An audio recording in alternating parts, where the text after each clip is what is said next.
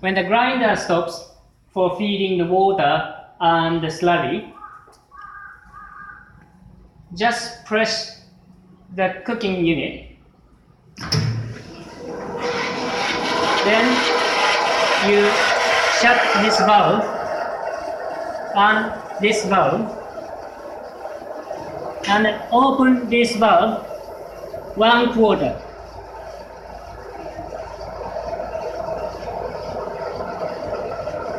Then it starts cooking and temperature rising up the set temperature, which is 104 centigrades, and the cooker keep running, rising up the temperature until 104 centigrades, and when the cooker reaches to this temperature, automatically stop and sound the beeps.